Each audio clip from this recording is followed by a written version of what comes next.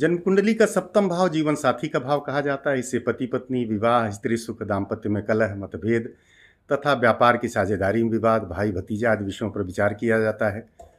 कुंडली में राहु की दृष्टि से अशुभ प्रभाव ज़्यादा देखा जाता है और कभी कभी चमत्कारिक रूप से सौभाग्य भी प्राप्त होता है। राहु एक क्रूर तथा पाप ग्रह कहा गया है। प्रत्येक शुभ कार्य तथा उन्नति को रोकता है। शरीर से संबंधित बीमारियां इससे होती हैं। जातक के जीवन में अधिकतर सुख दुख ही प्रदान करता है। राहु की 5वीं, 7वीं और 9वीं दृष्टि होती है। सप्तम भाव पर अगर राहु की दृष्टि है तो ऐसे में राहु तीसरे भाव में स्थित होगा, लग्न में होगा या एकादश में होगा। यदि राहु तीसरे भाव में बैठे हैं और एकादश में हैं तो अत्यधिक चिंता की बात नहीं होती है। तृतीय का राहु जातक को पुरुषार्थी बनाता है, मेहनती बनाता है, मेधावी बनाता है।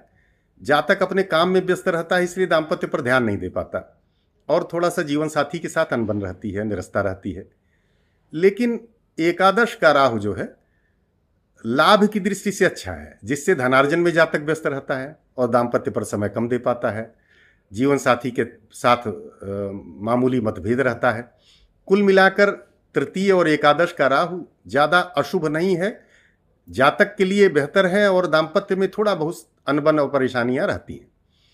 परंतु लग्न का राहु ठीक नहीं माना जाता, क्योंकि सप्तम भाव को अगर राहु की दृष्टि है और लग्न में बैठे हैं तो केतु सप्तम में बैठे होंगे और केतु दाम्पत्य में अलग थलग स्थिति बनाते हैं। वैवाहिक सुख नहीं मिलता, मतभेद बना रहता है।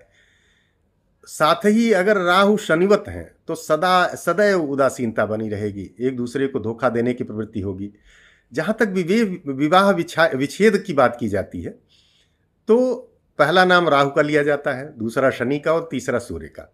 यदि तीनों सप्तम पर दृष्टि डालते हैं तो वहाँ विवाह विच्छेद होता है। यदि इन दोनों में से कोई एक बैठा हो, अन्य दो की दृष्टि भी हो सप्तम पे, तब भी विवाह विच्छेद होता है। परंतु तीसरे का और एकादश का राहु सप्तम पर यदि किसी पाप ग्रह की दृष्टि पड़ रही है तो दाम्पत्य थोड़ा खराब होता है, धोखा देने की प्रवृत्ति होती है, भटकाव होता है, परेशानी होती है। परंतु यदि तीनों की दृष्टियां सूर्य, राहु और शनि की नहीं है तो बहुत खराब स्थिति, विवाह विच्छेद की स्थिति नहीं आती है। अतः जिनके सप्तम भाव पर राहु की दृष्टि है उन्हें थोड़ा सतर्क रहने की जरूरत है और सावधान रहें। धन्यवाद।